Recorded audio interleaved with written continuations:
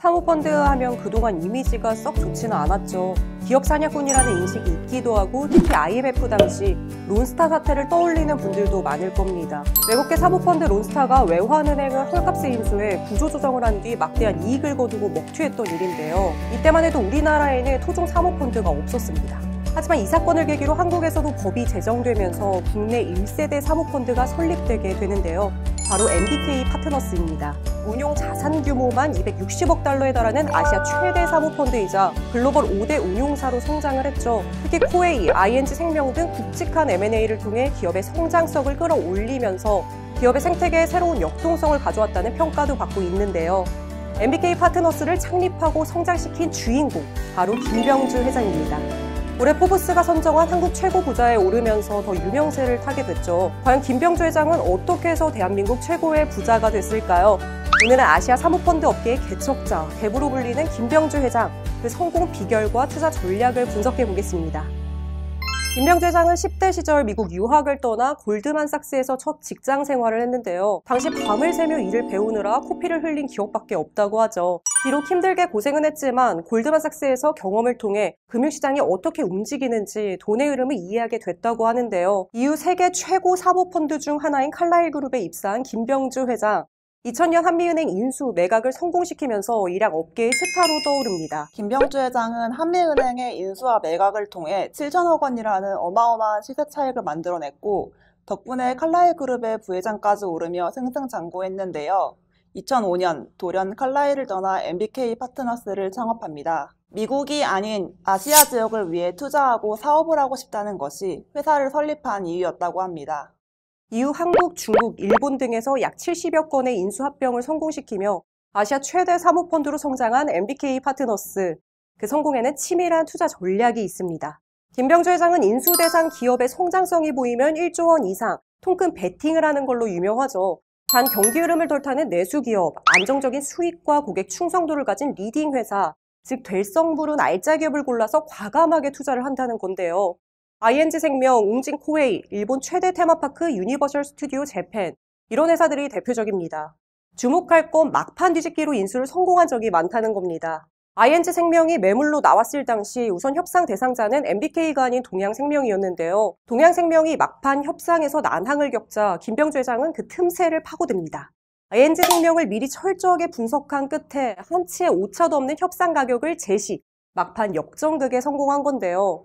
인수한 뒤에는 기업 가치를 최대치로 끌어올리는 것도 김병주 회장의 특기입니다. 글로벌 컨설팅 회사의 자문을 바탕으로 태스크포스 팀을 꾸리고 기업 체질 개선을 실행했는데요. ING 생명의 경우 과감한 사업 재편으로 경쟁력을 높였고요. 웅진 코웨이는 선진 경영 기법을 도입해 몸값을 끌어올렸는데요. 코웨이 시총은 2013년 3조 원에서 6년 만에 7조 원으로 뛰어오릅니다. 이후 매각을 통해 ING 생명은 2조 원 이상, 웅진 코웨이는 1조 원가량의 수익을 냈는데요. 투자의 귀재, M&A의 달인, 이런 평가가 나오게 된 이유겠죠. 대한민국 최고 부자가 생각하는 미래 유망 투자처는 어디일까요? 첫 번째, 실버산업과 헬스케어입니다. 김병주 회장은 지난해 일본의 노인 돌봄업체를 인수한 데 이어 국내에서는 3D 구강 스캐너 기업 메디트, 올해는 오스템 임플란트를 사들였습니다. 일본과 한국이 세계에서 가장 빠르게 고령화되고 있는 만큼 실버 헬스케어 시장이 노다지가 될 거다, 이런 판단인 건데요. 메디트는 구강 스캐너 시장 글로벌 3위 점유율을 확보 중인 알짜 기업입니다. 2022년 M&A 시장 최대어로 꼽히며 쟁쟁한 경쟁자들이 인수전에 참여했는데요. 이때 또 김병주 회장이 필살기를 발휘합니다. 우선 협상자였던 GS 컨소시엄의 협상이 깨지자 그 틈을 치고 들어간 겁니다. 통상적으로 첫 협상이 불발되면 인수 가격이 떨어진다는 걸 노린 것인데요. 이후 발빠른 물밑 협상을 진행한 결과 1차 협상 때보다 더 유리한 조건으로 메디트 인수전 최종 승자가 됐습니다. 김병주 회장, 앞으로 기업을 키울 큰 그림도 그리고 있습니다. 메디트와 오스템 임플란트를 구조적으로 결합해서 매출 향상과 비용 절감도 노리겠다는 건데요. 이 전략이 바로 애드온 투자, 즉 연관기업 인수를 통해 시너지 효과를 내는 융합형 M&A입니다. 김병주 회장은 이미 애드온 투자로 전설적인 투자 수익을 올린 적이 있죠.